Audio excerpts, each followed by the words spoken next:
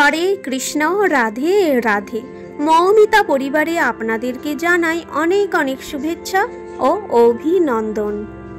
আজকের আলোচ্য বিষয়টি হচ্ছে এই বছর 2025 সালের কার্তিক মাসের অমাবস্যা অর্থাৎ কালী পুজোর সম্পূর্ণ সময়সূচি জেনে নেব পঞ্জিকা অনুসারে।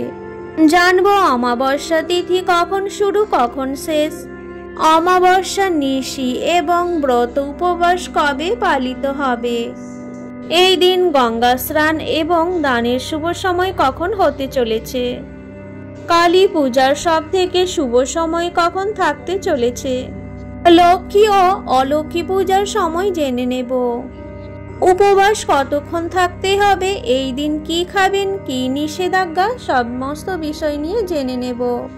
কিন্তু ভিডিওটির মূল পর্বে যাওয়ার আগে মৌমিতা পরিবার রাধা মাধব এই চ্যানেলটিকে সাবস্ক্রাইব করে পাশে থাকা বেল আইকনটি ক্লিক করে রাখুন, যাতে আমার সমস্ত রকম ভিডিও কিন্তু আপনি খুব সহজেই পেয়ে যাবেন।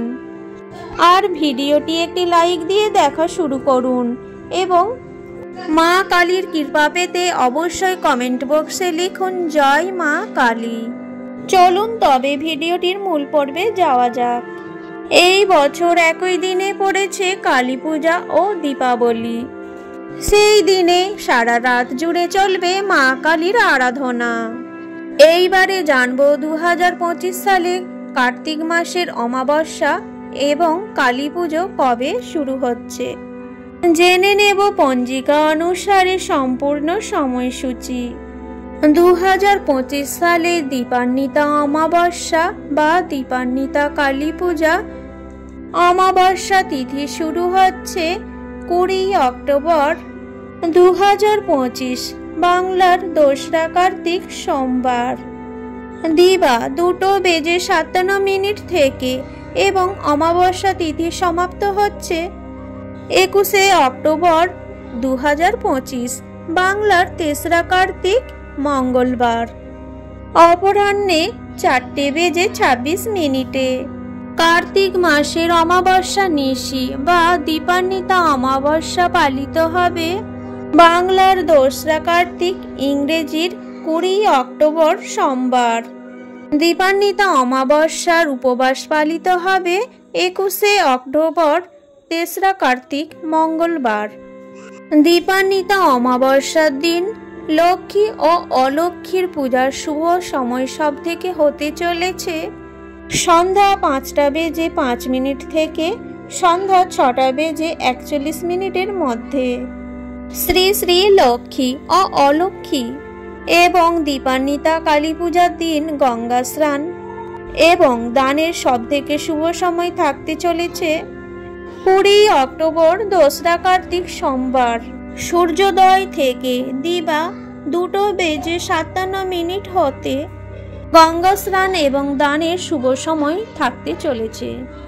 দীপান্বিতা কালী পূজার শুভ সময় থাকতে চলেছে মধ্যরাত্রিতে। এইবারে জেনে নেব মা কালীকে পূজা দেওয়ার জন্য উপবাস কতক্ষণ থাকতে হবে, এই দিন কি করবেন, কি খাবেন এবং কি নিষেধাজ্ঞা রয়েছে। শাস্ত্র অনুসারে কালী পূজার দিন মা কালীকে পূজা দেওয়ার জন্য তার আগের দিনে সাত্বিক আহার গ্রহণ করুন এবং নিরামিষ ভোজন করবেন। এই দিনে আমিষ খাবার কোনোভাবে গ্রহণ করা উচিত নয়। কালী পূজার দিন ভোরবেলায় স্নান করে শুদ্ধ বস্ত্র পরিধান করুন। যদি সম্ভব হয় তাহলে কোনো পবিত্র নদীতে স্নান করা বাঞ্ছনীয়।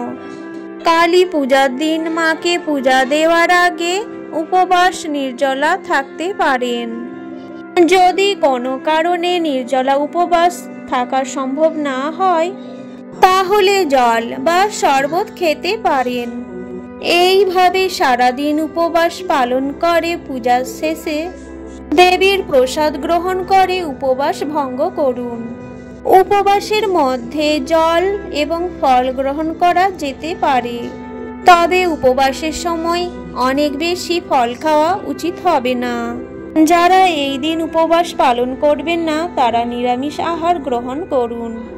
এই দিন আমিষ খাদ্যদ্রব্য যেমন মাছ, মাংস, ডিম, পেঁয়াজ, রসুন, মুসুরির ডাল এগুলো কিন্তু এড়িয়ে চলবেন।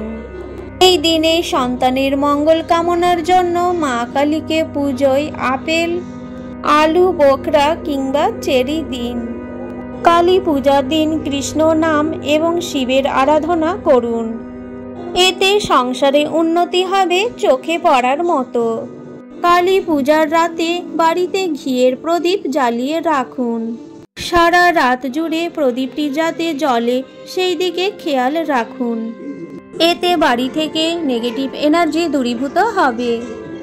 জয় মা কালী। আজকের এই ভিডিওটি এই পর্যন্তই থাকলো। সকলেই ভালো থাকবেন, সুস্থ থাকবেন।